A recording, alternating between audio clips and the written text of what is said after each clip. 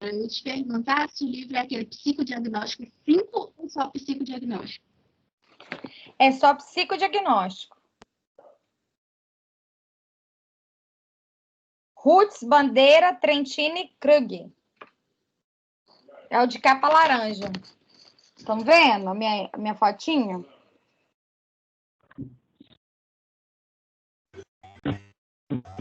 Eu cheguei a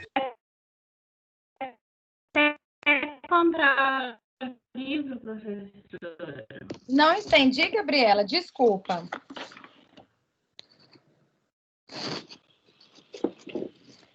Ô, Gabriela, sai. Internet. Ah, tá. Eu ia falar, sugerir para você sair e entrar de novo, mas às vezes tá funcionando. Tá falhando, mas é só. Eu acho que é. Tá. Mandei lá no nosso grupo. O fone.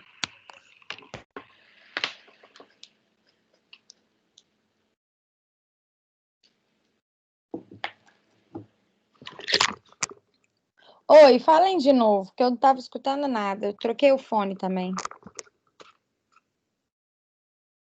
Oi, gente, vocês estão me ouvindo?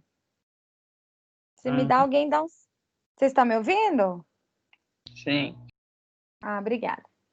Bom, eu vou falar do capítulo 4, cuidados técnicos no início do psicodiagnóstico, tá?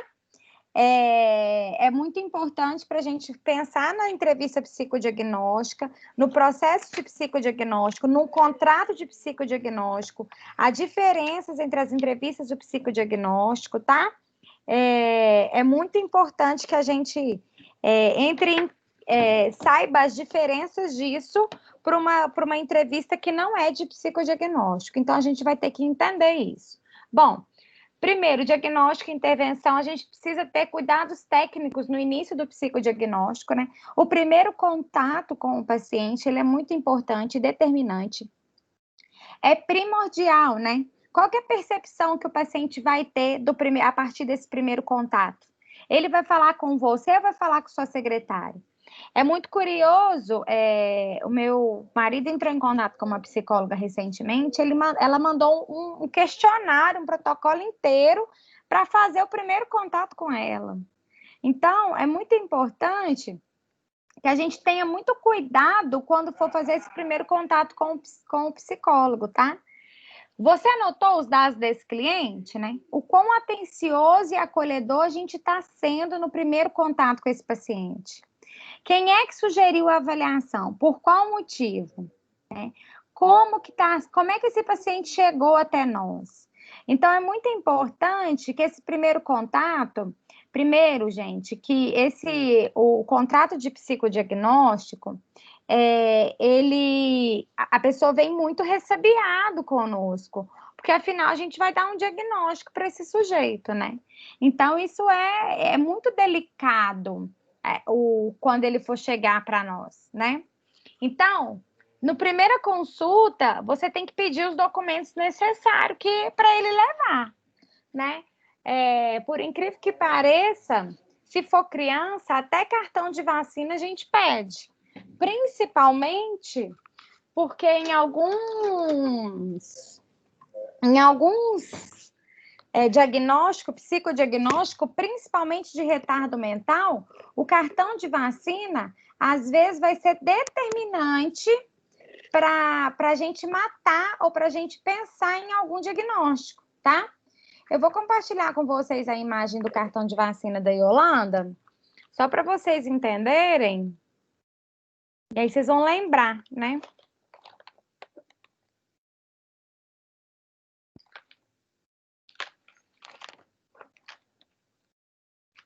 Aqui, ó. Uma das questões que nós temos no retardo mental é o atraso no desenvolvimento. Virgínia, primeiro que vocês têm que saber de cor o que se espera de uma criança com 2 anos. 2 anos você espera que ela está fazendo o quê? Como é que você sabe que o desenvolvimento dela está atrasado ou não? Essa criança com 2 anos está falando frases completas? Como que está como que essa criança, qual que é o comportamento dela? Bom, eu não sei sobre isso. Então, eu vou te contar. No cartão de vacina dela, tem aqui, ó, de 0 a 12 meses. O SUS dava esse cartão de vacina. Ele ficou um tempo sem dar, na época que a Yolanda nasceu. Eu paguei por esse cartão de vacina que eu comprei, mas tinha como imprimir ele no SUS. Os postos de saúde estavam imprimindo ele para dar para as mães. E agora o governo voltou a dar gratuitamente esse cartão de vacina. Por que ele é importante? Porque tá aqui, ó, tá perguntando para você assim, bate palma ou balança o chocalho a 30 centímetros? Tem que estar presente. Quando posiciona a criança de bruço, ela levanta a cabeça? Por quê? Se ela atrasou ao firmar a cabeça, isso pode ser o diagnóstico de alguma coisa. Tá falando que essa criança é molinha. Eu já falei isso para vocês quando eu falei da anamnese, né? Então, isso é muito importante. Vou dar só um problema. A gente estava, né, suspeitando da Yolanda, porque ela fala pouco, né? Ela ainda está com... na verdade, ela não está atrasada. Ela tem 1 ano e 7 meses, mas 1 ano e 7 meses já está esperando, de acordo aqui com o cartão de vacina dela, que ela faça frases com 2 palavras. Por exemplo, casa, vovó, ou Tiago. Já se espera que ela utilize 2 palavras numa frase. E aí, gente, eu sou neuropsicóloga. Deu 1 ano e 7 meses, não está falando 2 palavras numa frase? Fiquei doida, né? Tem atraso. Claro que isso aqui é uma estimativa. Isso não é um atraso significativo, mas é uma coisa que a gente tem que observar, tá? E como é que eu sei isso? A partir do cartão de vacina. E aí, gente, se a Yolanda, lá pelos 7 anos, demorar para aprender a ler e escrever, eu tenho que me atentar que ela teve atraso na aquisição da linguagem. Se ela tem inteligência normal e teve atraso na aquisição da linguagem, opa, o atraso na aquisição da leitura escrita pode acontecer. Então, esse cartão de vacina, como ele está todo marcadinho, porque, né, sou daquela mãe chata, é importante que a gente leve ele para acompanhar, né? Outra informação que tem no cartão de vacina. Vocês estão enxergando um gráfico? Estão enxergando, gente? Sim. Tá. Obrigada, Jennifer. Olha, eu não sei se vocês estão vendo, os pontinhos de caneta, todos estão acima do... como é que chama isso aqui? Do quartil. Isso aqui é quartil 25, isso aqui é a mediana 50, isso aqui é o percentil 75. Todas as medidas dela estão acima do percentil 75. O que isso significa? Que ela é maior que a média das crianças. A cabeça, o perímetro encefálico dela é maior que a média das crianças. Por que é preciso acompanhar isso aqui? Porque a gente precisa saber se a criança tem hidrocefalia. Não é o caso da minha filha. O caso da minha filha é genético. O pai dela é cabeçudo, então logo ela vai ser cabeçuda também. Ou provavelmente pode ser cabeçuda também, tá? Então, só tô querendo mostrar para vocês que é importante que a gente saiba dessas coisas. Então, a louca da Virgínia tá indo lá fazer ressonância magnética na Yolanda para saber se ela tem hidrocefalia? Não tem necessidade. Por quê? Porque o pai dela já tem a cabeça grande, né? Ela tem a cabeça grande desde quando ela nasceu. Então, é uma coisa que a gente vai acompanhando ao longo do tempo. Mas por que eu estou fazendo contando isso aqui para vocês? Que é uma coisa que a gente precisa acompanhar ao longo do tempo, tá? Esse aqui é o cartão de vacina. Tem mãe que consegue fazer diário do menino, né? Beleza, mas a mãe que não tem essa possibilidade, ou não quer, ou não tem essa disponibilidade, o cartão de vacina, ele ajuda muito da gente saber todos os comportamentos que ele precisa adquirir de acordo com cada idade. Então, Vocês que querem, se forem fazer psicodiagnóstico em algum momento, eu vou mandar para vocês lá no portal, para vocês lerem também, o desenvolvimento por cada faixa etária. Por quê? Porque para o diagnóstico de retardo mental, isso é necessário, tá? Então, pedir os documentos necessários na primeira consulta. Relatório da escola, se for o caso, o motivo do encaminhamento com a hipótese diagnóstica, né? Solicita uma conversa com os responsáveis sem a presença da criança. Quando você for fazer entrevista diagnóstico, você faz entrevista sem a presença da criança, tá? Eu fico muito incomodada com o relato dos pais. O menino não gosta de estudar. Aí o menino toma aquilo para si, aí pergunta para ô fulano, você vai na escola, não gosto de estudar. Mas quem é que falou isso para ele? Por que você não gosta de estudar? O que você não gosta da escola? Então, ele acaba comprando, às vezes, uma fala que não é dele, né? Então, é muito importante a gente saber o que perguntar na frente do menino, ou mesmo o pai, né? Esse discurso, sou igual meu pai, não gosto de estudar, não. Não fala isso também na frente das crianças, né? É importante, porque às vezes a criança...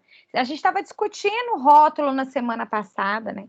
Às vezes a criança compra aquele rótulo, né? E fica por isso mesmo, porque ela é uma criança. Ela não pensa sobre isso, né? Então é muito importante que a gente olhe com isso com muito cuidado.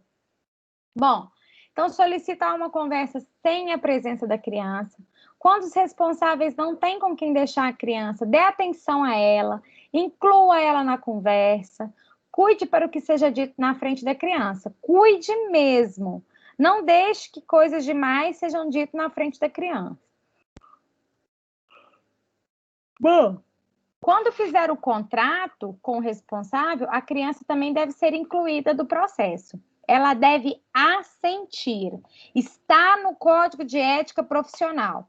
A criança não pode autorizar a avaliação psicológica, mas ela deve assentir, ela deve concordar para que aquela avaliação seja realizada, tá? Então, a partir da Conferência de Belmonte, ela institui 3 princípios éticos na avaliação psicológica: respeito pela pessoa, beneficência e justiça, tá? Respeito pelas pessoas. Toda pessoa tem o direito de escolher participar ou não de uma avaliação neuropsicológica, ou psicológica, ou psicodiagnóstica. Pode colocar o nome que você quiser ali, tá? Deve informar como que será feita a avaliação, quais os dados serão coletados e o que será feito e quem terá acesso. Isso é uma obrigação nossa informar tudo isso durante o processo de avaliação psicológica. Bom, a pessoa pode interromper a avaliação em qualquer momento. Crianças e adolescentes não podem consentir. A autorização dos pais e responsáveis são necessárias, mas deve-se obter assentimento da criança e do adolescente submetido ao teste.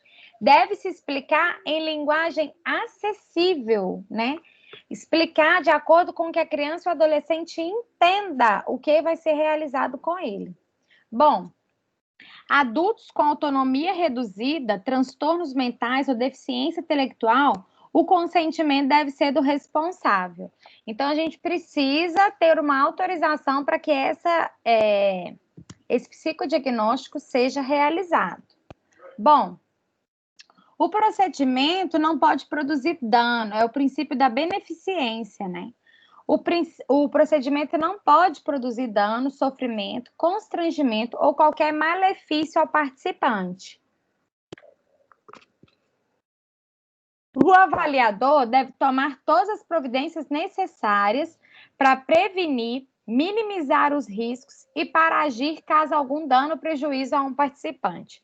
Isso é muito importante porque nós discutimos semana passada sobre a rotulação. Eu não lembro qual foi a aluna que perguntou se esse rótulo era importante para o menino. E aí o psicodiagnóstico, ele vai dar um rótulo para esse sujeito. Então, se esse rótulo será dado, e ele tem que ser dado a fim de beneficiar esse paciente, tá? Se não beneficiar, não faz sentido a gente produzir um diagnóstico no qual o paciente não tem um benefício com isso, né? Então, para que a gente dá um diagnóstico, gente? Para nós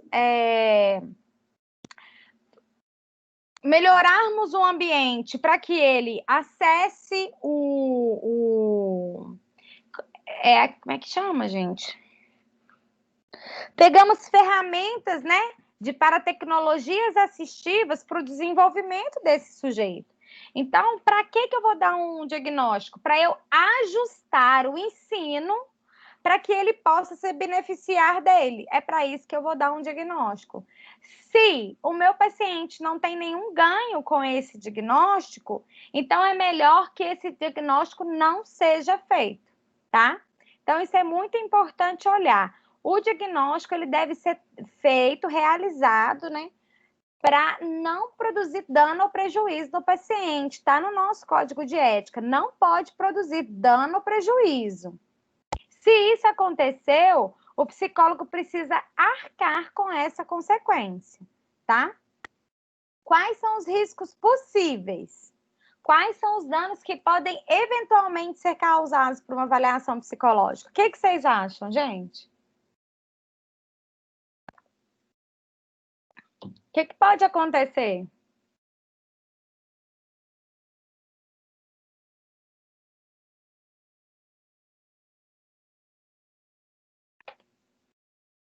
Virgínia, Oi. não sei se meu raciocínio está indo correto, mas como você comentou agora, logo de princípio, sobre a questão da colega ter mencionado sobre rótulos, né? Existem rótulos tanto positivos quanto negativos, né?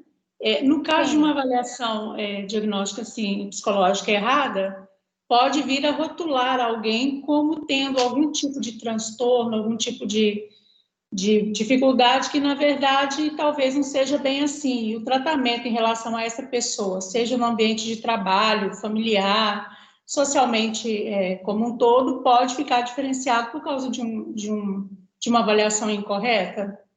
Aí você está falando de erro, né? Sim, pode haver um erro E psicológico mesmo. aí Sim. esse rótulo seria negativo. Sim, sem dúvida. Rotular e eventualmente isso não ser compatível com a realidade do paciente é um dano, eu diria ainda, Gislene, irreversível, né? Como que você vai reverter isso do ponto de vista social, né? Principalmente se isso tiver tido uma amplitude muito grande, se esse diagnóstico tiver sido divulgado, né? Isso mesmo, Gislene, faz sentido. Sim. E também aí trazendo agora para esse momento que a gente está discutindo, né, o setembro amarelo, por exemplo, né? Dependendo do que se passa para alguém, são situações que, dependendo da pessoa, ela consegue ou não lidar com isso, né? Então, a responsabilidade de um psicólogo, ela é realmente muito grande, né? Sim, sem dúvida. Mas isso é sem dúvida mesmo. E aí, Gislene, outra coisa também, tá certo. Que mais que vocês acham? Gislene está corretíssima no raciocínio dela. Que dano mais isso pode causar?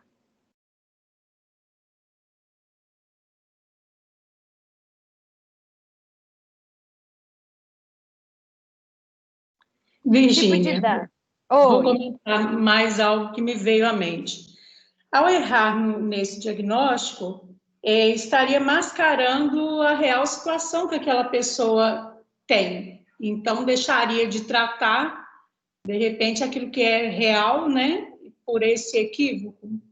Então, até que se comprove o contrário, essa pessoa poderia estar tendo um tratamento totalmente inadequado e, assim, não ter a evolução positiva, né, do seu quadro.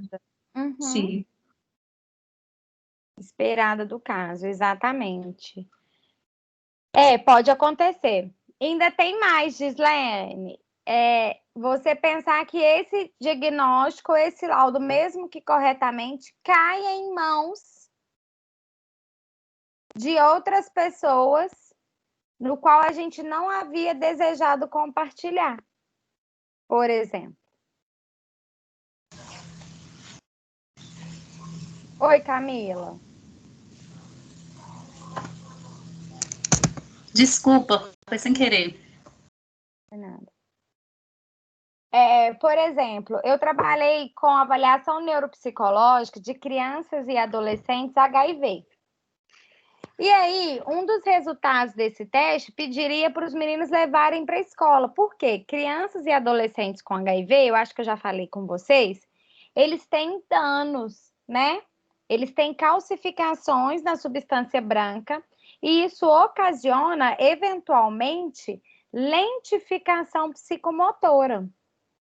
E aí esse menino vai ter uma lentidão para aprender, vai ter uma dificuldade, né,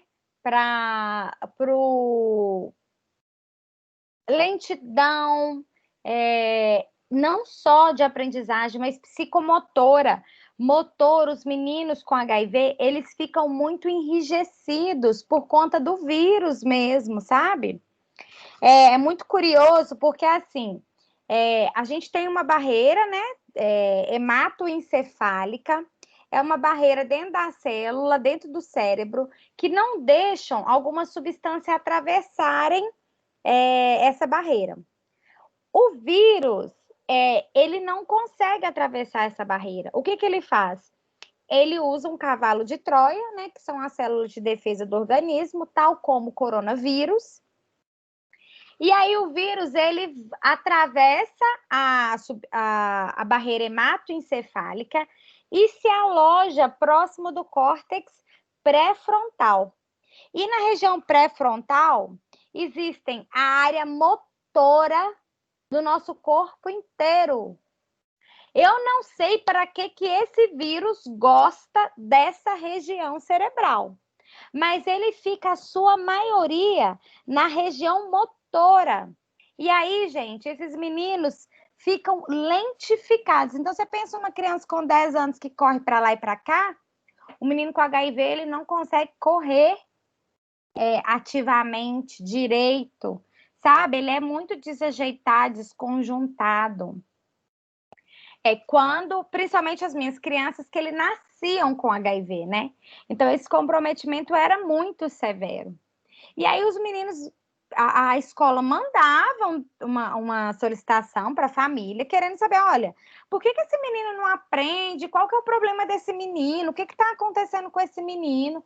E a família não queria falar, porque, gente, imagina para vocês um menino que é soropositivo e todo mundo na escola sabe. Como é que vocês acham que ele dá? A escola ali, ele dá com isso tranquilamente?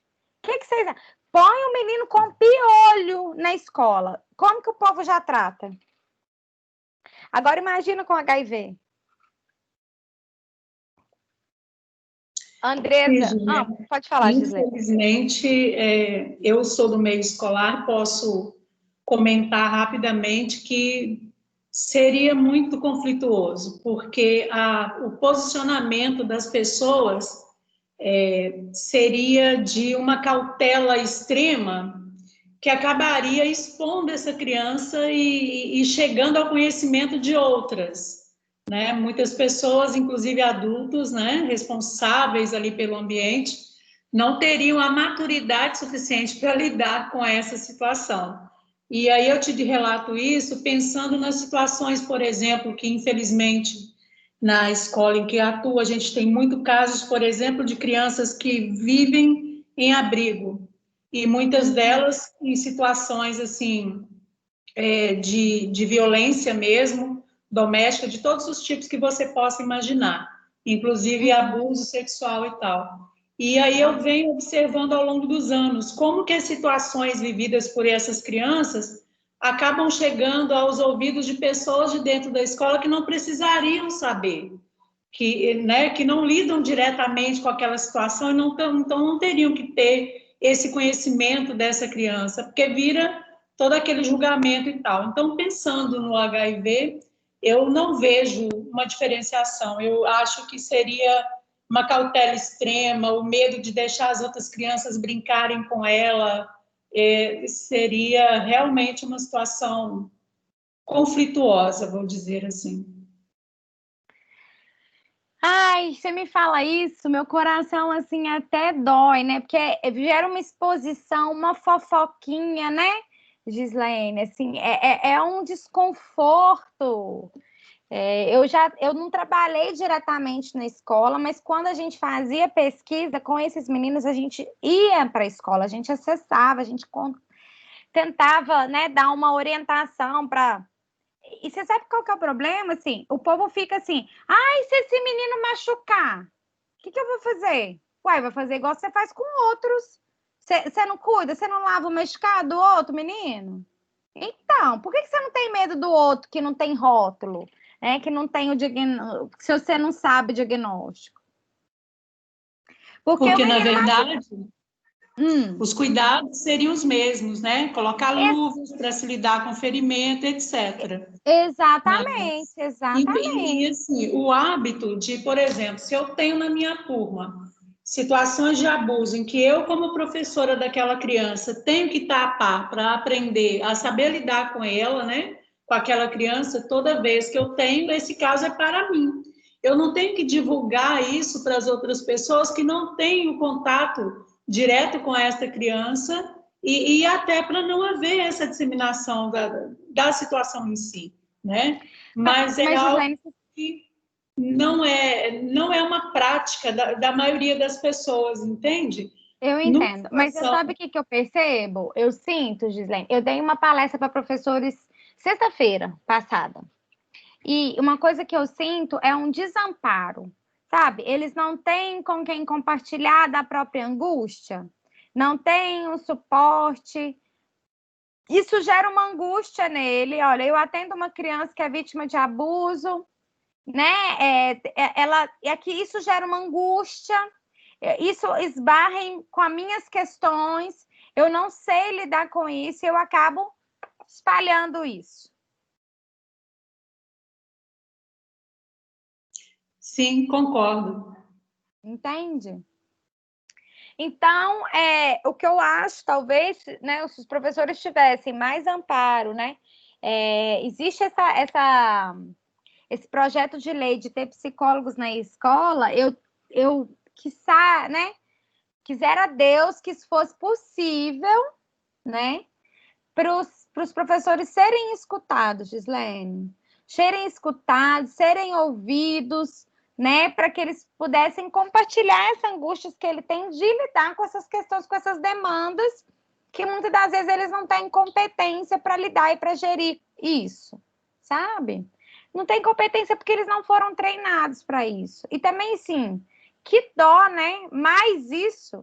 Eu fico com dó, Gislaine, porque os professores absorvem. Eu não sei se você está do lado da supervisão, se você está do lado dos professores, né? Se você é da supervisão, ou se. Porque eu acho que sobrecarrega tanto a supervisão quanto os professores para lidarem com todas essas demandas. Eu acho que a escola precisava de suporte, de ter um suporte da saúde, sabe, Gislaine? Para amparar vocês nisso aí que vocês estão precisando, tanto das questões de abuso, tanto das questões psicodiagnósticas, sabe? Porque eu fico falando muito com vocês aqui de transtorno de aprendizagem. Gente, tem esquizofrenia na infância. Eu tenho caso de psicose infantil. Eu quase não falo disso com vocês, mas tem, né? E como tem, Virginia? Pois é. Já tivemos várias situações assim. Pois é. E esses casos chegam na escola, né? E por isso que eu tô falando, Gislaine, a escola precisava de suporte, né? Para a gente estar amparando, acolhendo, né? O que tá acontecendo. Bom, e aí a minha pergunta é: o que nós podemos fazer para mitigar ou quando o dano acontece? O que você pode fazer com esse paciente? Quando teve, né, um diagnóstico que por sua responsabilidade foi divulgado para onde não precisava, como você pode mitigar esse dano? Essa é a minha pergunta. Dentro da nossa possibilidade. Como?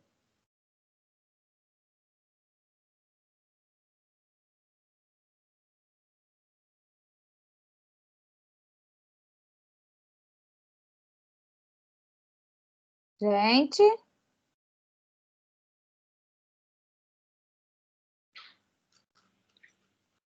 Ninguém sabe o que fazer?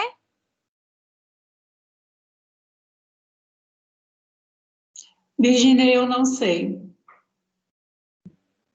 Bom, se a gente não pode oferecer o atendimento psicológico, a gente precisa arcar financeiramente com ele. Se o paciente não quer ser atendido por nós, você vai ter que arcar financeiramente com esse dano do paciente. Ficou claro?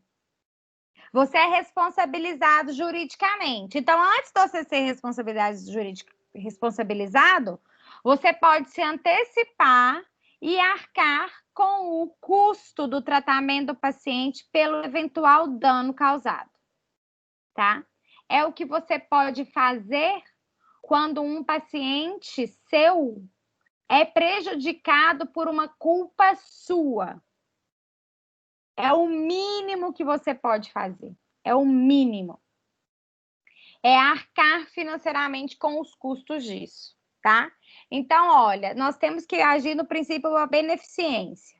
Você fez tudo certo e ainda assim, por algum motivo, a coisa deu errado e isso causou um dano, você precisa reparar.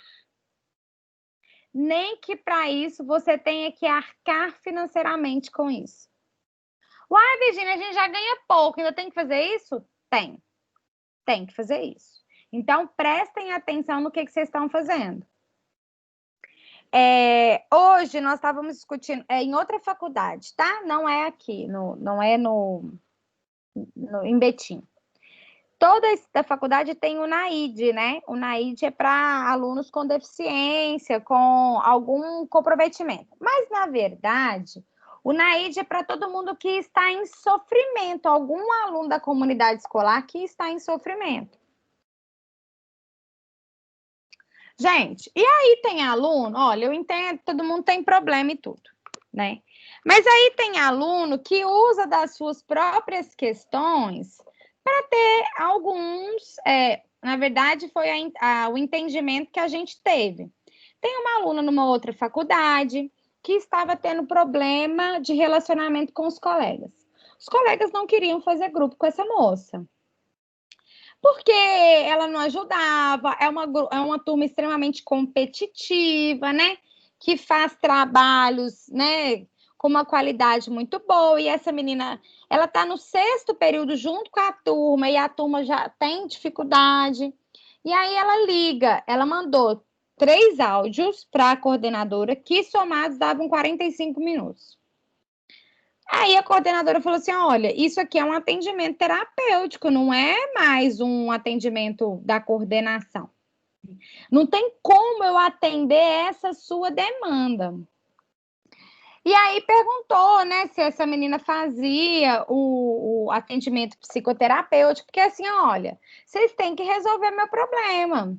Minha vida é muito sofrida, né? E aí começa a contar, porque eu era casada, eu peguei meu marido na cama com outro, eu perdi a guarda dos meus filhos porque eu não tive condições psiquiátricas de atendê-lo.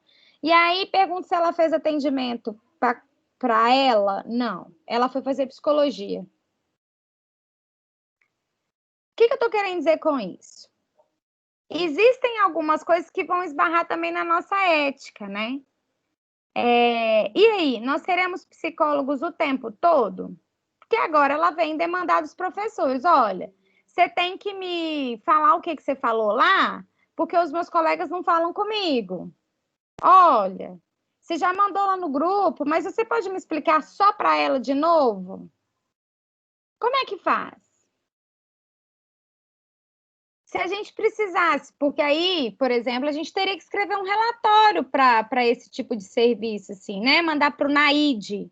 O NAID vai escutar essa demanda. O NAID vai ver o que pode fazer para esse sujeito.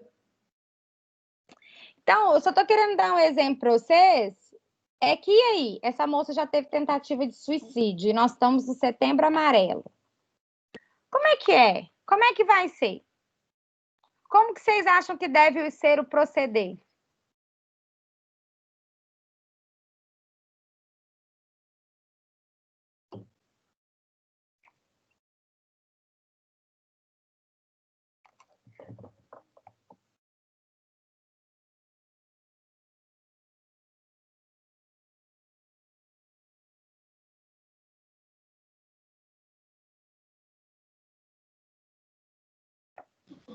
Virgínia, no caso, teria que encaminhar essa menina para o atendimento psicológico? Por exemplo, né, igual a gente tem a clínica escola. No caso, a gente não poderia atender, né? Porque Não. é a mesma faculdade. Mas aí, Não, poderia, porque é em outro lugar e não em Betim. Eu não sei se ela se deslocaria em Betim, porque ela é de Belo Horizonte, para Betim, mas poderia. Sim, mas aí o correto seria encaminhar ela para o atendimento psicológico? Ela já faz, só não vai, entendeu? Ela já faz, teoricamente. Ah, sim, entendi. É uma boa, Jennifer, é uma boa. Mas aí eu fico pensando assim, até que ponto você atua, sabe? Até que ponto você pode entrar nisso? Porque a gente precisa pensar em termos de psicodiagnóstico, né? Onde é que vai o nosso limite? É uma menina que aparece nitidamente com questões psicodiagnósticas, que ultrapassa além ali da possibilidade. Hiperdemandante, né? De algum modo chantagista. Se você não faz, não me atender, vocês vão ver. E aí? Que é um problema real.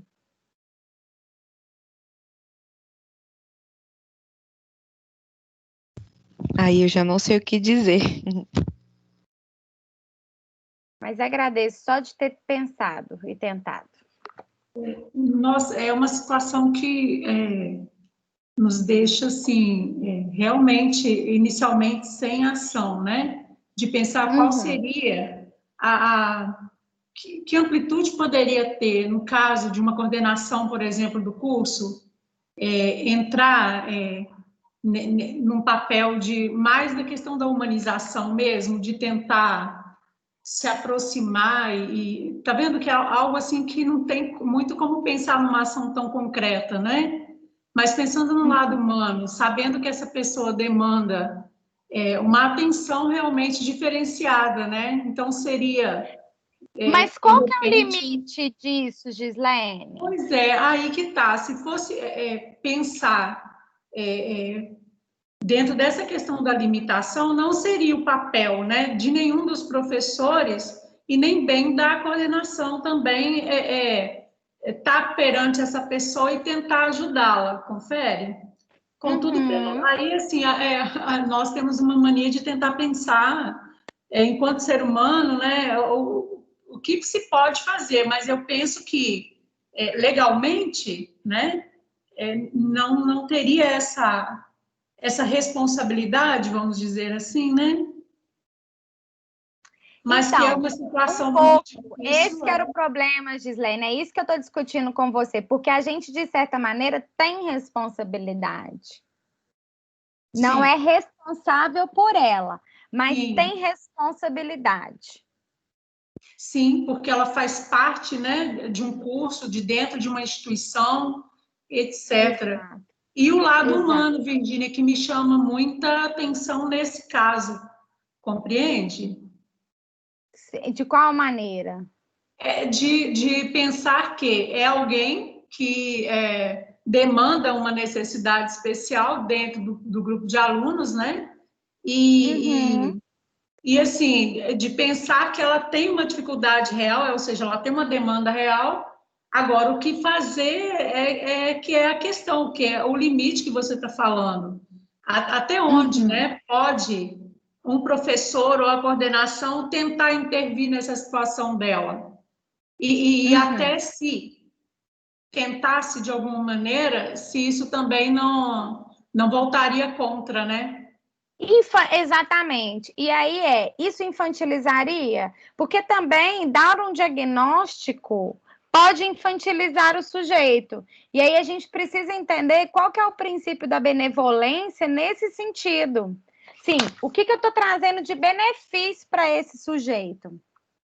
Chegou um menino para nós, eu acho que eu já até contei desse caso para você. Ele procura para vocês, né? O atendimento psicológico, né? Ele veio do interior para Ibirité, para outro interior, né? Mas era um interior menor que Ibirité, e veio morar com o irmão. Aí esse irmão, o irmão começa a sustentar a casa, né? O irmão começa a fazer tudo. Aí lá no interior onde ele morava, os pais põem comida no prato, avisa para ele tomar banho, acorda ele para ir trabalhar. Então é um menino assim de 20, 22 anos, né? Que tem toda essa, como que eu posso dizer? Dependência da família, né? Bom, aí ele vem para o irmão e começa a perder a hora do trabalho, né?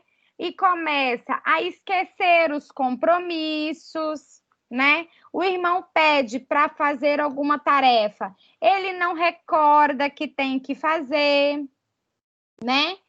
E aí o irmão fala assim, olha, ele acha que está com TDAH, por isso que ele está esquecendo as coisas. Ele acha que tem TDAH, por isso que ele está com isso. O que você acha, Virgínia? E aí, gente?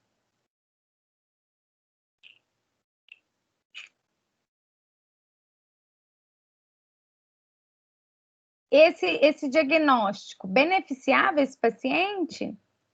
Na opinião rasa, assim, por alto. Na verdade, não, porque tenta justificar os motivos pelos quais ele não consegue fazer as coisas, né? Então, exatamente. E às vezes ele nem se implica no processo.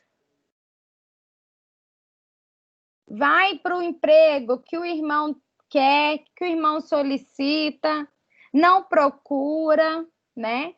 Então, a gente tem que olhar por esses dois lados quando eu estou fazendo um psicodiagnóstico, principalmente do adulto.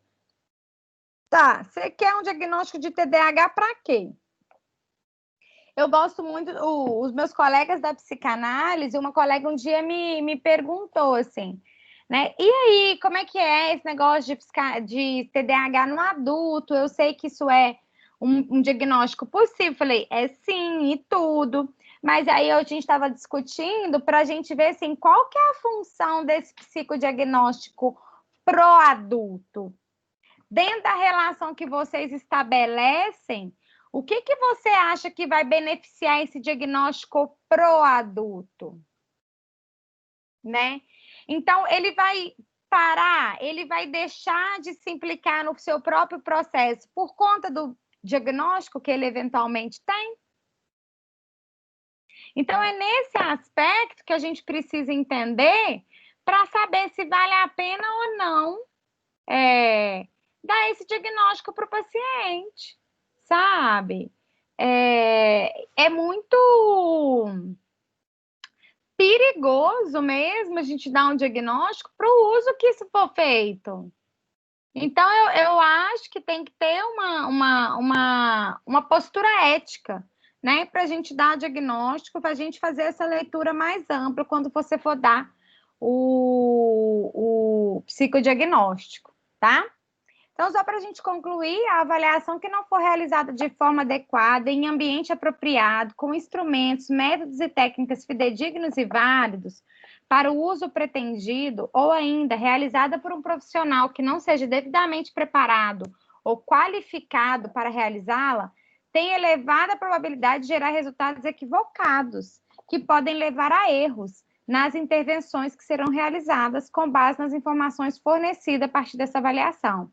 É evidente que isso trará prejuízo, danos e sofrimentos para essa pessoa, tá? Então, isso é muito importante, que a gente tenha muito parâmetros claros para fazermos a avaliação.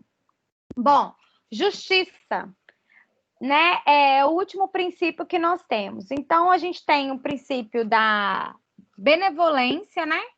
Ai, meu Deus. Beneficência, justiça. Eita. Respeito pelas pessoas, beneficência e justiça. Por fim, o princípio da justiça, né? As pessoas devem ser tratadas de maneira igualitária. E esse princípio se aplica diretamente nos procedimentos de adaptação ou desenvolvimento de testes. As amostras devem ser sempre representativas na medida do possível. A população a qual o instrumento será aplicado ou para o qual o instrumento for útil. Bom, então é muito importante. Uma das perguntas que se faz, né? Acho que eu já até fiz. O diagnóstico correto leva o tratamento adequado. Existem ocasiões de avaliação psicológica nas quais o sujeito não pode recusar. Sim, e pode sofrer sanções. Questões devem ser avaliadas cuidadosamente. É aquilo que eu falei para vocês. Se for determinação judicial, eu já dei o exemplo aqui de um laudo que foi produzido por questões judiciais, não já, gente? Eu já dei esse exemplo? Acho que sim, Virgínia. Deu Então, sim. sei, né? Então tá. Então a gente tem que ter muito cuidado, a produção do laudo, quem vai ler, né? O que vai ter. Bom, nós vamos fazer uns minutinhos de intervalo e a gente volta já já, tá?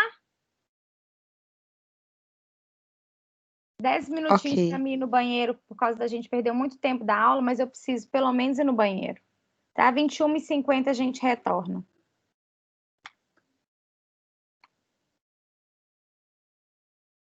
20h50.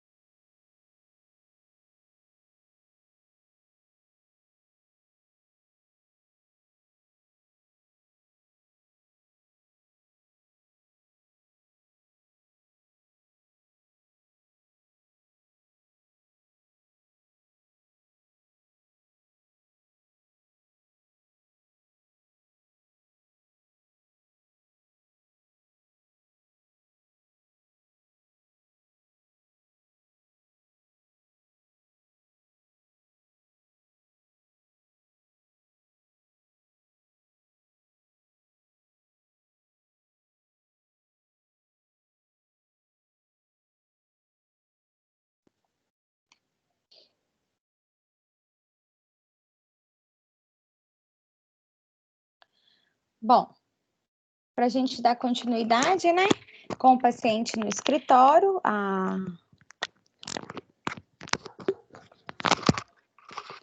vamos lá.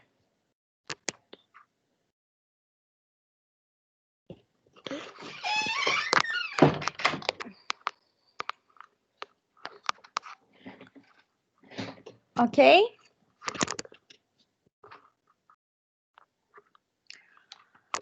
Bom, gente, dando continuidade ao capítulo 4, né? Então, algumas das coisas que a gente vai tratar quando o paciente está no consultório é muito importante, né? Cumprimentar o paciente, se apresentar. Se for um percurso, né, distante da sala de espera até o consultório, né? Não deixe o paciente se expondo durante esse percurso, né? Introduzir a tempo assuntos leves, né? Como é que tá o tempo? Você demorou no ônibus, né? Usar assuntos referentes ao que levou o paciente a ser abordado dentro da sala de atendimento com confidencialidade, tá? Muita atenção ao que o paciente disser, se conecte com a dor do paciente e ao sofrimento que o paciente pode estar apresentando nesse momento. Avaliações são sempre delicadas, diagnósticos são sempre difíceis, quaisquer que sejam o diagnóstico. Então, é muito importante a gente se conectar com o que o paciente está trazendo para nós. E, principalmente, se o paciente está trazendo de verdade, porque às vezes ele está falando de uma situação que traz muito sofrimento e ele não está expressando isso, está desconecto, né? Ele traz falando da vivência com o avô dele, que morreu nos braços dele, e isso não traz sofrimento. Nós vamos falar que é o paciente que pode estar desconectado da própria dor, né? Ele não está consciente daquilo que ele viveu. Isso é um problema muito grande, tá? Então, é muito importante a gente prestar atenção de todo jeito que o paciente trouxer para nós. Aí, como eu já disse para você, verifique a busca, né? Por que dessa busca diagnóstica? Se já houveram outros diagnósticos. Esse diagnóstico é confirmatório? Isso é uma segunda opinião que ele está querendo? Será que os pais são resistentes ao diagnóstico? Qual que é o motivo que levaram esse paciente até você, né? Por que ele já veio? Às vezes é o terceiro, quarto psicólogo que ele está procurando. Por que ele está procurando isso incessantemente? Por que ele não ficou satisfeito com a primeira opinião que ele trouxe, tá? E se o indivíduo fez muitas avaliações, consultou diversos profissionais e queixa-se que ninguém soube avaliá-lo ou soube ajudá-lo, verifique a sensação que você sente ao escutar isso. Quando um paciente está te desafiando, dizendo que ninguém foi capaz de atendê-lo, de compreendê-lo, o que ele precisa, será que você está se sentindo capaz ou isso está se desmotivando? Será que você vai dar conta de escutar esse paciente de maneira adequada depois que você escutou isso? É muito importante que a gente preste atenção no que os pacientes nos causam, tá? Bom, para avaliar o paciente, né? Para fazer essa avaliação, considere 3 pontos cruciais. Esclarecimento da demanda. Por quê? Para quê? Caso necessário, entre em contato com outras pessoas envolvidas com esse diagnóstico. Escola, médico, né? Todo mundo que pode estar envolvido. Quando do estágio de psicodiagnóstico, a escola é uma condição sine qua non. A visita à escola é uma condição para fazer avaliação psicológica. Já tive problema com escola que não deixava a gente fazer avaliação, não deixava a gente fazer visita. Foi uma escola que a gente até notificou, porque a escola precisa, era um paciente que tinha suspeita de autismo, então a gente precisa de fazer observação dessa criança na escola. E aí a nossa suspeita é que estava acontecendo alguma coisa nessa escola. Diga, Henrique. Virgínia, sobre essa questão da responsabilidade na hora de fazer o diagnóstico, né, eu pensando assim, no caso de, por exemplo, se a escola pede um diagnóstico para poder fazer um projeto pedagógico, né, um projeto colaborativo, uma coisa assim, e tal. E o psicólogo faz da maneira correta, tudo certinho, mas só que a escola usa esse diagnóstico de uma forma que, além de contribuir para o projeto pedagógico e tudo, mas ainda acaba estigmatizando a criança. Então, nesse caso, o psicólogo ele não se responsabiliza por isso, não, né? Como que funciona isso? Você sabe me dizer? Sim, porque ele tem que explicar primeiro, Henrique. Ele tem que colocar lá apenas, como eu posso dizer, coisas, apenas descrever apenas o que os pais autorizarem, tá? Então, por exemplo, para eu fazer um relatório para a escola, eu tenho que perguntar para a família quais as informações que elas querem que coloca nesse diagnóstico da escola. Então, é uma corresponsabilidade, sabe, Henrique? E aí, às vezes é importante e necessário que a gente dê devolutiva também para a escola, informando, né, que é sigiloso, que essas informações podem não ser divulgadas, né, dependendo do quão grave for. E aí vai ser uma divisão de responsabilidade. Aí o psicólogo não assume isso sozinho, não. Tá? Ah, beleza. Então, Obrigado. foi muito importante a sua pergunta, assim. Quando a família autoriza, a gente não fica totalmente responsável com isso, não. A gente, claro que precisa informar como é que esse uso deve ser feito, tá? Bom, então, 3 pontos cruciais para se fazer a avaliação. Tenha claro a demanda. Você está respondendo uma pergunta. Muitos dos meus alunos fazendo estágio psicodiagnóstico, eles falam assim, precisa de outros instrumentos para avaliar o que está sendo pedido. Eu falei que, deixa eu te falar uma coisa, chegou para nós somos os outros instrumentos para identificar o que está sendo pedido. Então, muitas das vezes, a gente precisa arranjar recursos para responderem aquelas demandas, tá? Então, a gente tem que ter muito claro o que essa escola quer.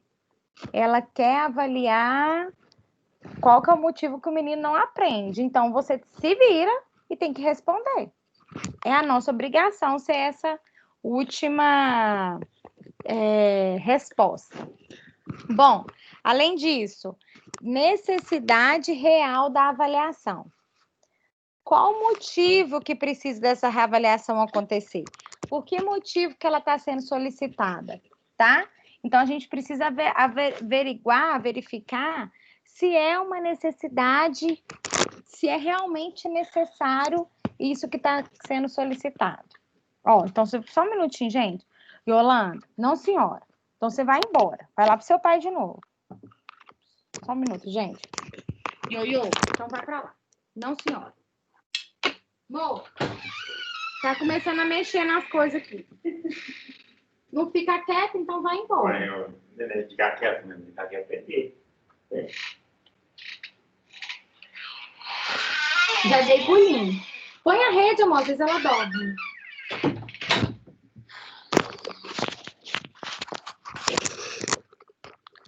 Gente, o neném que só dorme no peito. Temos. Não sei o que eu faço mais com esse neném. Bom, além disso, da real necessidade da avaliação psicológica, é sua competência para realizá-la, né? Você tem todos os instrumentos que precisa para a realização desse psicodiagnóstico? Você sabe responder essas demandas? Você sabe o que precisa ser avaliado? Então, isso é que é competência para realizar. Existem diretrizes, tá? Que faz a gente, que nos apresenta O que a gente precisa avaliar, né? Por exemplo, diretriz para avaliar cirurgia bariátrica, né? Diretriz para avaliar redesignação sexual, diretriz para avaliar o porte de arma. Tudo isso, o conselho nos orienta. E aí a pergunta é, você se sente habilitado para dar esse diagnóstico para a pessoa? Se você não se sente habilitado, não faça, tá? Bom, o contrato. Gente, tem que ter muito claro, o paciente tem que ter muito claro o que é um psicodiagnóstico e para que ele serve. Um psicodiagnóstico não é um atendimento clínico. Ele não é... A gente tem um limite de atuação no psicodiagnóstico. Então, isso é muito importante pro paciente ter uma ideia do alcance do psicodiagnóstico, né? Ele não pode esperar mais do que aquilo que ele pode oferecer, do que o psicólogo pode oferecer, tá? Então, o contrato psicodiagnóstico, o psicólogo contribuirá para promover a universalização do acesso à população às informações, ao conhecimento da ciência psicológica, aos serviços e aos padrões éticos da profissão. Então, é muito importante falar assim, olha, o psicodiagnóstico é um processo de investigação cujo objetivo é responder uma pergunta. Não inclui tratamento. Há benefícios para o caso em questão. Reconhecer as dificuldades, reconhecer as potencialidades, identificar o diagnóstico para adequação do tratamento. Outro, as indicações terapêuticas serão dadas ao final do processo. Sugestões. Além disso, pode dar também o prognóstico, o curso de desenvolvimento da doença, tá? O processo possui uma estimativa e duração. O processo de diagnóstico, ele tem início, meio e fim, tá? Com o conhecimento do paciente, entraremos em contato com quem for necessário, tá? Então, a gente entra em contato com a família, outros membros, outros lugares que o paciente esteve internado, né? De acordo com os achados que podem ser oferecidos, prognósticos ou causas explicativas de algum problema. Então, a gente pode falar da origem etiológica do transtorno do sujeito. Podemos, de acordo com a nossa investigação teórica, tá? Durante o processo, o paciente tem o direito à declaração que justifiquem faltas ao trabalho, tá? Declaração de comparecimento, isso é um documento que a gente pode realizar. Ao final, a gente pode fazer uma entrevista devolutiva ao final do processo. O que isso significa, gente? Que o processo que você faz no Detran é uma avaliação psicológica, tá? E aquela hora que a psicóloga fala assim, foi aprovado ou reprovado, isso daí é uma entrevista devolutiva, ok? Virgínia, é o suficiente? Isso é você que pode avaliar. Foi suficiente para você? Porque toda avaliação psicológica você tem o direito à devolutiva da avaliação. Principalmente se você foi reprovado. Você tem o direito de saber por escrito por que você foi reprovado, tá? Hoje em dia, todo mundo, a gente já tem esse tipo de... É obrigatório, né, que o psicólogo faça isso. A Aline, uma ex-aluna nossa, ela pegou para avaliar um concurso público para assistente... Não, como é que chama que é trem do conselho tutelar, gente? Conselheiro tutelar. Hoje em dia, o conselheiro tutelar, ele é obrigado a fazer uma avaliação psicológica. Todos eles são obrigados a fazerem uma avaliação psicológica. E aí, por que eu estou falando isso? Porque teve conselheiro lá que não foi aprovado. Foi aprovado na prova prática, mas prova de conhecimentos gerais, mas não foi aprovado na avaliação psicológica. E aí ele tem direito a escrever um recurso. E aí foi dado um laudo explicando o motivo que ele foi reprovado no laudo. E aí é muito curioso que os testes que foram utilizados eram psicométricos. Ou seja, Se a pessoa fizer 10 vezes aquele teste, elas vão estar no mesmo resultado. Então, por mais que ela conseguisse uma liminar para fazer uma outra avaliação, se for utilizar os mesmos instrumentos, né? Obviamente, se ela não for treinada antes, vai chegar nos mesmos resultados. Porque antigamente os testes projetivos, você fazia agora e depois fazia depois, dava outro resultado. Os testes psicométricos não, tá? Bom, então isso que é a entrevista devolutiva ao final do processo. Os atestados poderão ser feitos a partir da avaliação para encaminhamento para outras instituições que não são da área da saúde. Então, além do laudo, o psicólogo também pode fazer atestado. Atestado é para descrever os sintomas do paciente, tá? Bom, do contrato, esclareça o sigilo do atendimento, né? Informe o paciente as vias de contato, e-mail, telefone, etc. Além disso, normas para faltas e atrasos, né? Você pode estabelecer multa para faltas e atrasos, né? Isso tudo lá de acordo com o que você combinar. Diga, Ramon.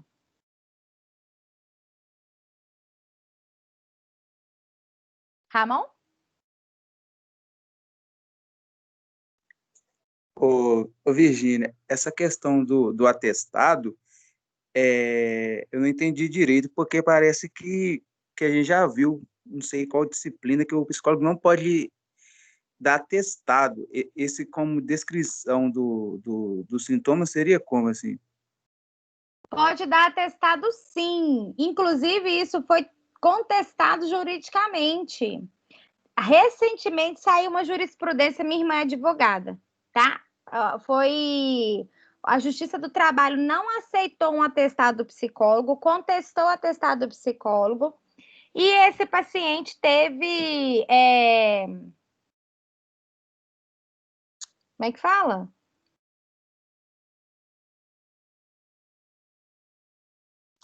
Teve um surto lá no trabalho, tá? O que acontece, Ramon? O que é um atestado psicológico? Você pode pedir afastamento de determinada circunstância. O atestado psicológico, você avalia o paciente, determinada circunstância, e você pode atestar. Não necessariamente você precisa pedir afastamento do trabalho. Por exemplo, atesto para os devidos fins que o Ramon apresenta sintomas de angústia, ideação suicida. Sugiro, né? Aconselho, recomendo que ele se afaste 3 dias do trabalho para recuperar, né? Se emocionalmente. Isso pode estar escrito. O médico do trabalho pode acatar ou não, Ramon. Qual que é o problema se ele não acata? Você tem a passagem ao ato. Você suicida. Por questões relacionadas ao trabalho, isso cabe processo. Por exemplo, você tem uma tentativa de suicídio. Não precisa nem morrer. Mas isso pode... isso cabe processo. Tem várias jurisprudências com isso já. Qual que é o problema outro problema de atestado? Atestado você pode, depois de avaliação, você atestar alguma condição. Tem uma lei que chama ato médico. A lei do ato médico diz que somente médicos podem dar diagnóstico. Mas a avaliação psicodiagnóstica, quem faz é o psicólogo.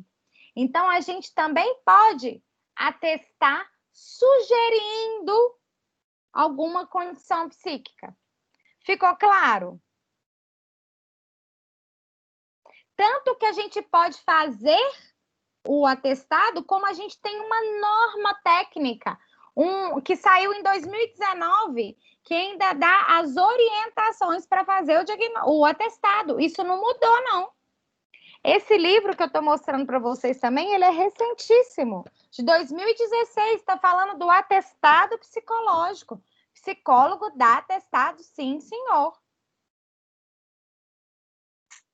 Então, ele no caso, é diferente, ô Virgínia, porque, pelo que eu sei, assim, não sei se eu estou errado, os atestados dos outros médicos, o médico do trabalho, por exemplo, é obrigado a aceitar.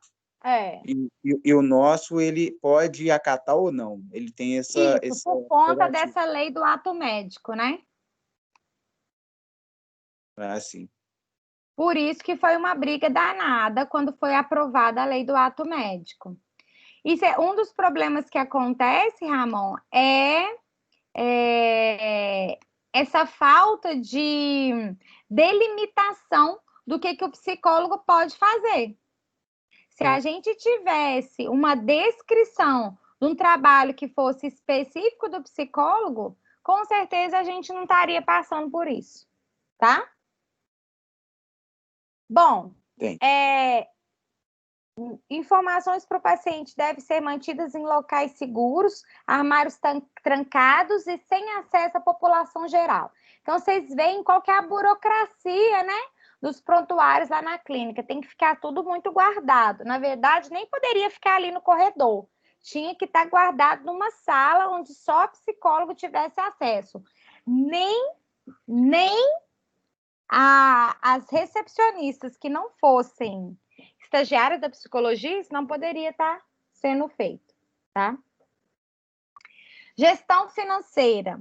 O que o livro sugere para vocês é avaliarem o custo da avaliação de acordo com o custo de instrumento, o custo de locação e a sua hora. Você tem que acrescentar tudo isso.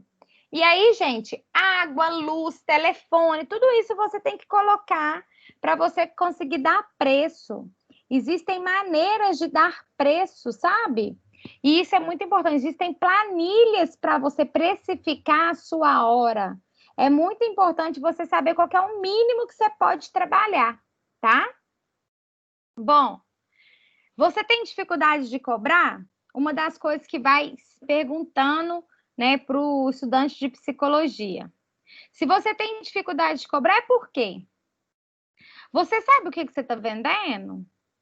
Então, se você tem dificuldade de cobrar, será que você tem dificuldade de saber qual que é o seu produto? Então, uma das questões do estudante da psicologia é achar que o que ele está fazendo não tem valor.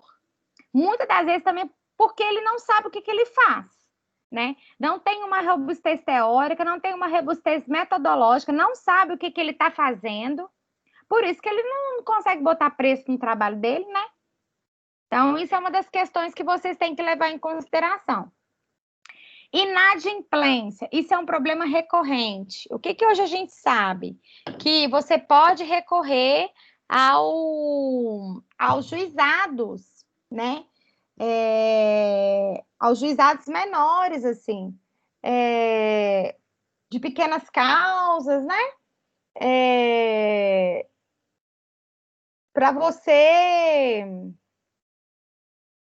Para você cobrar esse paciente. Virgínia, mas eu não tenho contrato por escrito. Tudo bem, o seu contrato verbal também vale, tá? Principalmente se você tiver mensagem no WhatsApp que você fez tentativas de cobrança e esse paciente não pagou. Então, quando você for fazer a ficha do paciente, coloca nome, endereço, telefone, pessoas de contato, CPF, identidade. Por quê? Porque se esse paciente não te pagar, você pode cobrar dele juridicamente. Além disso, defina os prazos para pagamentos. Você deve ser realizado antes do fim do psicodiagnóstico. Então, se você sabe que o psicodiagnóstico vai ser feito em 5 sessões, o pagamento tem que realizar antes, ou você passa cartão. Hoje em dia, a gente pode passar o cartão, dividir de mais vezes, né? Você pode acordar isso, mas isso é muito importante. Então, como é que você pode evitar a inadimplência? Contrato por escrito. Os contratos verbais são válidos, né? Com prova, cobrança por WhatsApp, pode ser prova para entrar na justiça. Por isso, tenha sempre o cadastro do paciente atualizado. Então, isso é uma dica aí. Bom, o psicólogo não pode fazer promoção, Nossa senhora, vou te dar uma degustação da terapia para você provar, ver se você gosta. Gente, isso não existe sorteio de sessão, não, de terapia, pelo amor de Deus.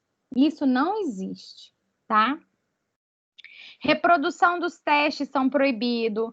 Não podemos desqualificar o processo a fim de reduzir o valor financeiro.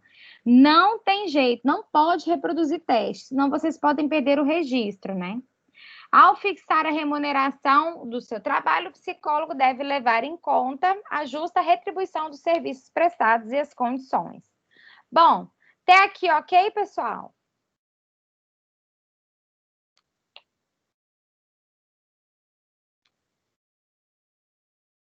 Ok.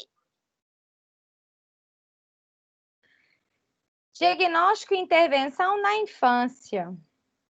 Algumas questões importantes.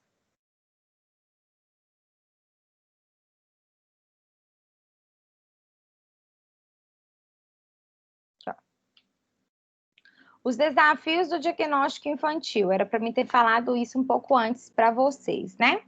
Então, o que a gente tem? A média do tempo de início da presença dos sintomas psiquiátricos é de 9 anos. Estima-se que atualmente, em países industrializados, o índice igual ou superior a 10% das crianças e adolescentes tem algum transtorno psicopatológico crônico, tá? Então, essas crianças estão mais doentes do que a gente imagina, né? E desde cedo. Então, as principais causas de morte em adolescentes de 15 e 19 anos nos Estados Unidos, por exemplo. Suicídio estava entre a terceira maior causa de morte nessa época, tá? Então, isso era um dos grandes problemas que nós temos. Bom, crianças, adolescentes e adultos, problemas de comportamento, tá? E funcionamento cerebral, né? A busca de sensações. Eu vou ter muita busca de sensações na adolescência, olha aqui. Isso está relacionado à impulsividade, a um comportamento impulsivo, né? Crianças estão mais impulsivas, né, do que a gente está observando. Busca de sensações é se desafiar, né?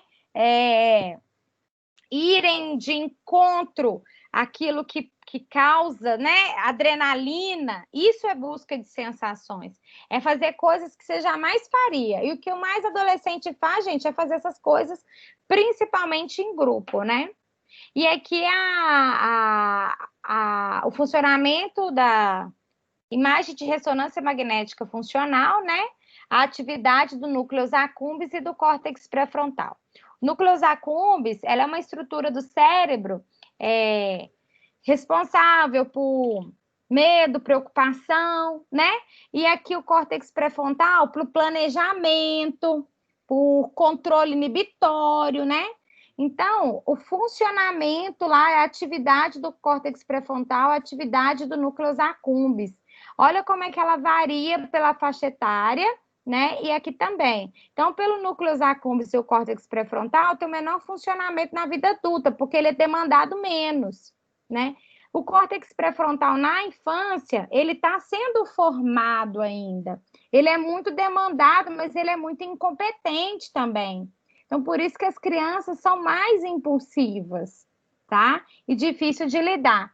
Isso aqui é muito interessante a gente pensar nesse funcionamento, porque é aqui que as crianças estão adoecendo mais. Até os 9 anos, até 10% das crianças e adolescentes podem ter doenças psiquiátricas crônicas. Então, é muita gente, tá? A psicopatologia da infância começa muito cedo, né? A psicopatologia da infância se difere da psicopatologia de adultos, principalmente pelas mudanças desenvolvimentais da magnitude e das características dos sintomas. Os comportamentos comuns em determinada idade podem ser considerados desadaptativos de outro. Por isso que a gente precisa ficar atento nessa questão da psicopatologia da infância. Por isso que eu preciso saber qual o comportamento esperado para um bebê, qual o comportamento esperado para uma criança na segunda infância, qual que é o comportamento esperado de 1 a 3 anos, tem que saber de cor. Outro comportamento esperado de 3 a 6 anos, tem que saber de cor. De 7 a 11 anos, terceira infância, adolescência, tudo isso eu tenho que saber. Porque aquilo que pode ser adaptativo para uma idade é desadaptativo para outra, né? Alguns aspectos relevantes. Variação do comportamento ao longo do desenvolvimento. A diferença de meninos e meninas na expressão da psicopatologia vai variar. Meninos, por exemplo, têm mais possibilidade de ter autismo, né? E eles podem ser descobertos tardiamente, tá? Diferenças entre as fontes de informação. Gente, vocês vão conversar com o pai, dar uma orientação, a mãe dá outra informação, a professora dá outra informação. As coisas não conversam, né? E o que nós vamos ver, gente? É o combo. O menino não vem com problema só, não. Ele vem com uma série de problemas com comorbidades, né? E mais uma coisa para a gente ficar atento quando atentar para isso, né? Então, a gente precisa estar preparados para esse combo que vai chegar até nós. Bom, pensando na contextualização psicopatológica, né, histórica, né? Antigamente, o que pensava da criança? Que criança tem menos probabilidade de sofrer doença mental que os adultos, porque a imaturidade do cérebro em desenvolvimento preveniria a retenção de eventos mentais que causam ansiedade. Muito pelo contrário, hoje eu já tenho criança tanto quanto ou mais ansiosa com adulto, do que o adulto. É desesperador você ver os meninos ansiosos. É desesperador você ver os meninos inquietos, né? De ansiedade. É muito triste, porque uma criança pode estar tão adoecida quanto qualquer adulto hoje em dia, tá? Então, é só para vocês entenderem. Já existia um momento em que a psicopatologia da infância, qualquer que viesse o problema, o menino era sacrificado, era morto, né? Em algumas tribos indígenas também, quando nascem gêmeos, deixa um para morrer, para aquele que sobreviver fica, né? Tem direito à vida, tá? Será que isso mudou, né? Será que a gente ainda aceita bem a criança que tem transtorno? Será que a gente aceita bem aquela criança que tem problema? Se antigamente a gente sacrificava o menino e hoje em dia? Existem alguns países, gente, da Tailândia, por exemplo, em que é possível ser barriga de aluguel, tá? Você ser fertilizada, né? Por exemplo, casais gays que desejam ter filho, pode contratar uma barriga de aluguel. E a mulher foi barriga de aluguel e não sabia que as crianças tinham síndrome de Down, né? E os pais biológicos não quiseram as crianças depois que eles nasceram, porque os meninos tinham síndrome de Down. E a mãe que não queria os bebês, que gerou como barriga de aluguel, foi obrigada a ficar com as crianças. E pensar que essa mãe, né, gerou essa criança apenas, né, pela questão financeira, né, que a barriga foi uma venda, né, nesse processo. Bom, a descoberta da infância lá no início do século XIX, como a gente sabe, né, as sociedades ocidentais as crianças eram consideradas pequenos adultos, né? Então, ainda hoje, a gente tem um presidente desgraçado, filho da puta, que fala que criança tem que trabalhar, mas uma criança na mina de carvão, isso aqui não é trabalho, isso é abuso, entendeu? Nem se compara uma criança que mora na roça, que ela nunca parou de trabalhar, agora um filho da puta achar que pode falar um trem desse, que é isso? Tá? Esse cara me irrita. Não foram a gente tem que observar, né, que as necessidades sociais, afetivas e cognitivas específicas da criança que precisa ser desenvolvida. Criança precisa estar em contato com outras crianças, desenvolvendo habilidades sociais que possam ter um repertório de vida rico e saudável, E agora essas crianças vão ter a condição de fome, né? Porque um imbecil está na presidência, tornando isso dessa maneira. Essas mães precisavam estar sendo atendidas também para que elas pudessem ter um investimento parental. Essa questão do investimento parental, do cuidado parental, é recente na nossa cultura, né? E agora vai ficar cada vez pior. Muitas crianças morriam nos primeiros anos de vida e as que sobreviviam tinham responsabilidade na organização social e na sobrevivência econômica da família e da comunidade. E, pelo jeito, isso voltará a acontecer, né?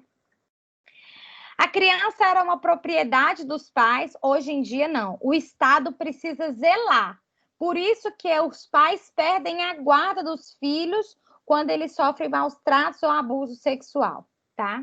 Em Massachusetts, né, tinha uma lei, né, que é o ato da criança teimosa, que o pai poderia matar sua criança rebelde ou teimosa. O pai tinha o direito sobre a vida e a morte. O pai, né, a criança era propriedade do pai. Isso lá em 1654. Considerando isso, muitos pais acham que podem abusar, engravidar, manter os filhos em cárcere privado, que isso ainda acontece, né? Bom, e quando você dá a responsabilidade da família para cuidar de uma criança, essa família não tem condição psíquica de fazer isso, então o que você acha que acontece com a criança, né? É um adoecimento. Bom, no século XVII, São Vicente de Paulo acolhe as crianças abandonadas. A Igreja Católica ela teve um papel muito importante, né, na roda das crianças excluídas, né, nesse cuidado, né, dessa criança que era abandonada. Bom, a primeira clínica infantil ela é datada do século XX nos Estados Unidos. Teve uma influência da psicanálise freudiana. O principal foco era na relação cuidador-criança, né, que era uma influência que o Freud estudava junto com os outros pesquisadores, uma influência doentia da mãe má. Atribuíam e responsabilizavam sistematicamente as mães pelos transtornos da criança, tá? Hoje em dia, obviamente que isso não é assim mais, existe um estudo robusto sobre essa infância. E o que nessa infância, tudo dessa infância, né, que pode, de certa maneira, ocasionar o adoecimento dessa criança. Desse adulto, né? O que acontece na infância marca significativamente o desenvolvimento desse adulto. Bom, isso aqui é uma síndrome causada pela mãe, de verdade, né? É o que a gente chama assim, de síndrome de Van Helsing por procuração, né? É uma síndrome interessante que eles contam. Essa síndrome de Van Helsing foi descoberta em 1977. É quando as mães adoeciam os próprios filhos para chamar a atenção do outro, do pai, desse pai que abandona, né? A mãe provoca, adoece, dá medicação para o próprio filho, não deixa ele melhorar. Gente, tem um relato da mãe que fez o médico fazer uma cirurgia de peito aberto, porque falava que a criança tinha um problema do coração. E aí não tinha exames adequados na época para fazer. A mãe fez, o médico abriu o peito de uma criança por conta de uma mãe, tá? Então, a síndrome de Van Helsing por procuração. Nessa síndrome, né, o perpetrador assume a doença indiretamente, por procuração, exacerbando, falsificando ou produzindo histórias clínicas, produz evidências laboratoriais, causa lesões físicas. Tem até uma série, gente, no Netflix, que a filha acaba matando a mãe. Eu não vi porque eu não tenho coragem. Mas eu entendi que é essa síndrome de Van Helsing por procuração. Essa menina vai à júri popular, tá? Porque ela acaba matando a mãe. Deve ser interessante. Mas é essa síndrome aqui. Induz hospitalizações com procedimentos terapêuticos e diagnósticos de necessário.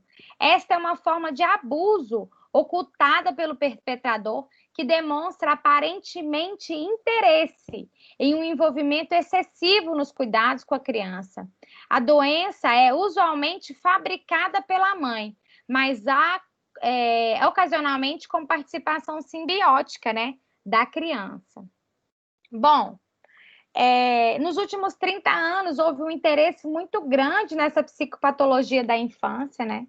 Por quê? Porque os problemas das infâncias pode trazer para a vida toda esse transtorno. Bom, gente, eu vou encerrar aqui, vou continuar na próxima aula. A próxima aula é na véspera da prova, praticamente. A prova, ela vai ser realizada pelo AVA. Eu crio questões dentro do AVA.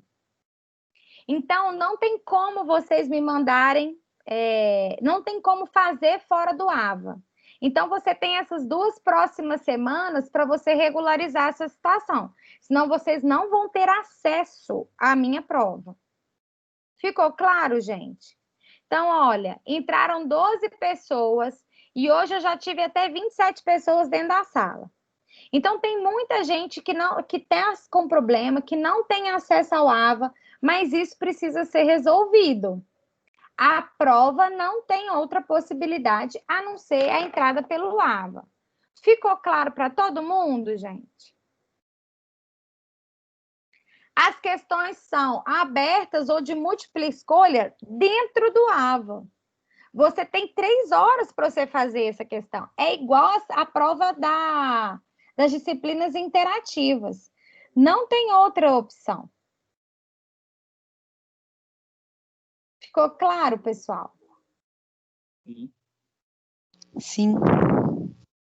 Então, tá bom. Então, aos alunos, vou informar que essa é a minha última aula feita por aqui, porque na semana que vem vai ser por lá. Porque vocês vão ter disponibilidade ao link, à aula que foi gravada, tá? Tem aula que já expirou, que eu não vou conseguir postar no portal. Eu sinto muito. Então, por isso que eu estou avisando para vocês, né? Que vocês regularizem a questão do AVA e tentem entrar, ok?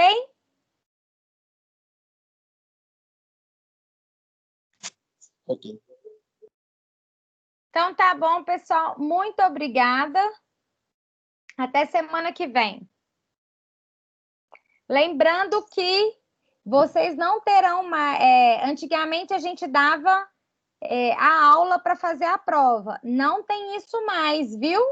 No dia da prova, haverá aula. Ficou claro? Só se a Renata mudar de ideia, mas até as segundas orientações, no dia da prova haverá aula.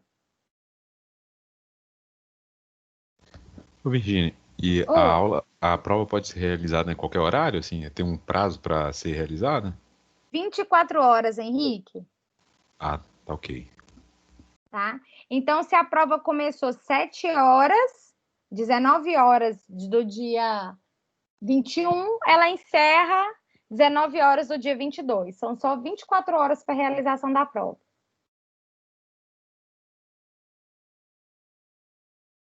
Vocês têm mais alguma dúvida em relação à prova? Como é que vai ser? Não, para mim esclareceu. É só mesmo pensei assim que se fosse tivesse que ocorrer no mesmo horário da aula, né? Mas não, agora não vai ser mais assim, né? Não. Tá tranquilo. Obrigado. Tá bom? Nada. Ô, gente, eu que agradeço, viu? Boa noite para vocês, então. Boa noite, Virgínia. Boa noite. Tchau, tchau. Até semana que vem. Até.